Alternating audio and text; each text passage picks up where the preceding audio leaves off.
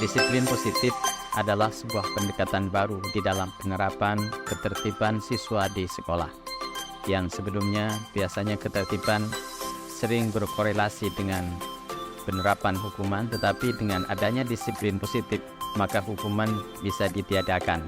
Disiplin positif ini diharapkan bagaimana peserta didik atau murid melakukan kegiatan-kegiatan ketertiban di sekolah berdasarkan kesadaran dari dirinya sendiri tanpa ada paksaan dan intervensi daripada sekolah.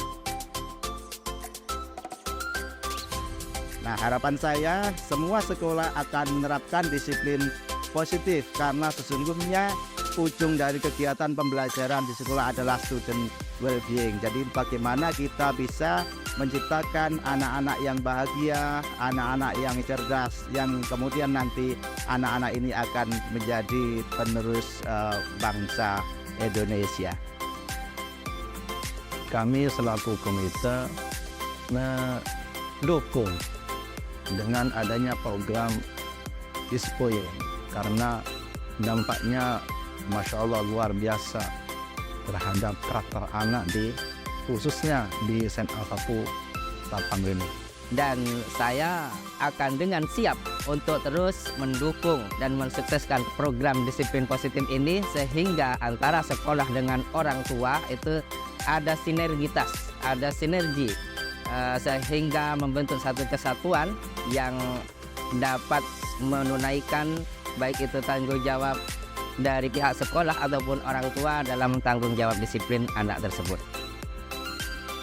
Setelah menerapkan disiplin positif di SMA Negeri 1 Ketapang, ada beberapa perubahan yang sangat kami rasakan. Yang pertama adalah kami sebagai pendidik lebih melihat sisi lain dari murid, mengapa murid ini melakukan pelanggaran-pelanggaran di sekolah. Kemudian mudah untuk mengatasi siswa. Guru sudah tidak perlu lagi teriak-teriak, tidak perlu lagi melakukan hukuman, karena dengan berbicara dari hati ke hati itu membuat murid menjadi memahami kesalahan-kesalahan yang mereka perbuat di sekolah.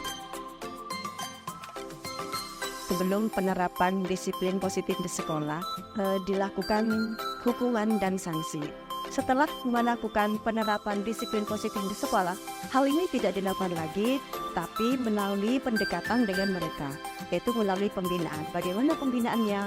Pembinaannya dilakukan dengan berkomunikasi dengan anak-anak, kemudian bagaimana, kenapa mereka melakukan itu, kemudian merefleksikan kesalahan mereka, kemudian juga bagaimana problem solving untuk dari mereka, dan yang terakhir memotivasi mereka supaya tidak melakukan kesalahan ini lagi.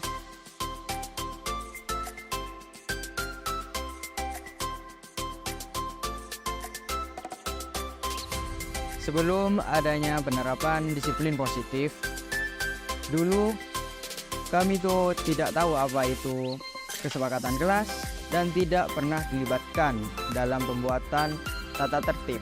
Setelah penerapan disiplin positif, kami membuat kesepakatan kelas. Kami juga diberi banyak ruang untuk menyampaikan pendapat atau ide dalam pembuatan tata tertib. Kami juga diantar oleh orang tua atau wali ke sekolah dan bisa langsung masuk ke kelas untuk mengikuti pelajaran. Pada saat isoma atau jam istirahat, kami dipanggil BK untuk ditanyakan mengapa kami datang terlambat. Mari bersama-sama menciptakan lingkungan sekolah yang aman, Nyaman, inklusif, dan ramah anak. Mari bersama-sama menciptakan lingkungan sekolah yang aman, nyaman, inklusif, dan ramah anak.